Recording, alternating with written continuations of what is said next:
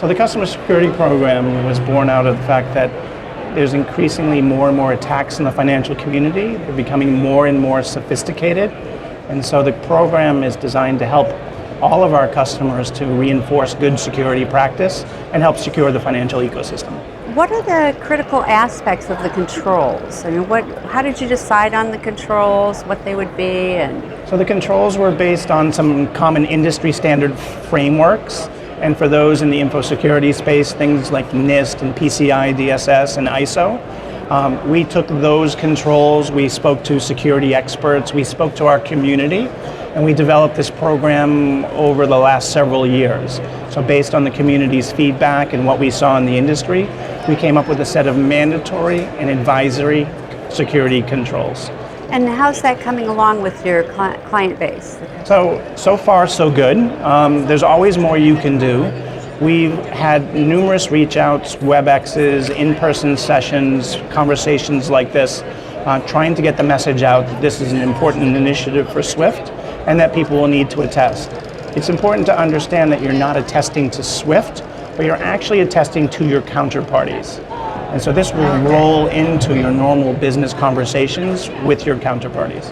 So in essence, if your counterparty looks and sees that you are not very secure, that could raise issues as to whether they want to transact with you. Absolutely, that's a bilateral conversation. Each counterparty will have its own risk tolerance, and they may have their own scoring methodologies. We think that attesting is obviously showing commitment to security, which is important. And to be honest with you, a lot of these controls are applicable whether you're a SWIFT customer or not. It's good operational security practice, which the industry needs to adhere to regardless of whether you're a SWIFT client or not. So what happens after December 31st? What happens if someone maybe hasn't attested yet or hasn't met all of the controls? So you're actually attesting to your state of readiness against the controls.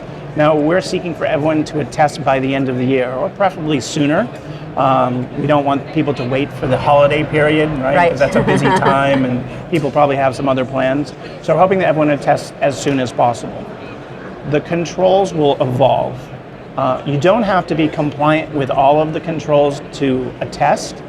The goal here is to stay ahead of the bad guys. Certainly attestation and compliance is good, but we want to make sure that people are actually practicing good security. So if they can't fully attest to all, they attest, but they can't fully meet all the controls, they have to have a roadmap. Absolutely, and they should have a plan in place. So you might meet our criteria, one of the mandatory controls, in a different way. SWIFT isn't trying to be prescriptive as to how you manage that. That could be up to your own organizational controls. But we do want to make sure that people are meeting the spirit of those controls. You can also say, I'll meet this control later on, or I don't comply. So even if you don't comply, by attesting, you're telling people that you're taking the program seriously. After December 31st and in the years to come, is this just a one-time thing, or will there be other? The types of incidents we're seeing are here to stay. We're seeing increased threats, we're seeing increased sophistication, so the program will evolve. Things that are advisory today might become mandatory in the future.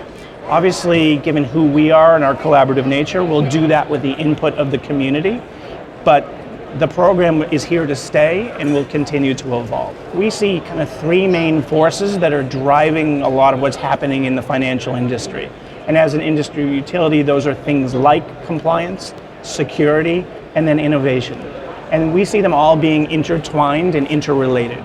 Another thing that also impacts the security space is our Global Payments Innovation Initiative. And the initial focus on that is to provide things like visibility as to where your payment is, track and trace type of capability, availability of funds, visibility into fees, and providing the ability to pass along unaltered remittance information. So SWIFT GPI is live. It is a banking service that we're helping to enable.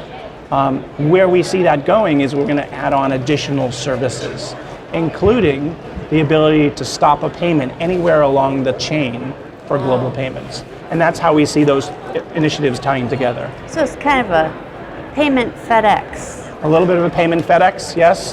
So you can track it. Track and trace. And What we find is once you can measure what's actually happening with payments, you can start to understand, well, why do things go wrong? Is it that beneficiary information in China? Is it the bank is just not as fast as processing as some others? It is a banking service, and each bank will adapt to their own pace, and they'll want to implement across their global footprints as they see fit. But Swift GPI is a big initiative that also ties to security. Okay, do you have a lot of customers on GPI? So today there are 24 customers live. We're hoping for that number to reach 40 by the end of the year. We passed a few million transactions processed through GPI a little bit earlier this year. It's actually a little ahead of schedule. Obviously, that's a small fraction of our total volumes, but we're looking in the next 2 years to have more than 100 banks live on GPI. The thing to remember around GPI is, yes, if you're a Swift customer, you can benefit, but you don't even have to be a Swift customer to participate in GPI. Any way you send your information to your bank, if they're a GPI-enabled bank, they can provide these enabled services as long as they've enabled their footprint. So if I were making a payment through a bank of mine, global payment, and they happen to have GPI, would they automatically route it, or do I have to ask for it? So that's a decision that they can make. Certainly if you ask for it, they can send it down that GPI corridor. What we're also seeing is that a bank may elect to send it down the GPI corridor because they have operational efficiencies in terms of, hey, Benny claims non-receipt is a very common thing. Once something goes wrong, it becomes much easier to trace. Is there anything else you want to add that maybe you've been working on? Or? I think those are the big themes. The other thing I would just say from a corporate perspective is we see a lot of activity in people trying to understand what's going on from a compliance standpoint, and that interpretation of those global regulations.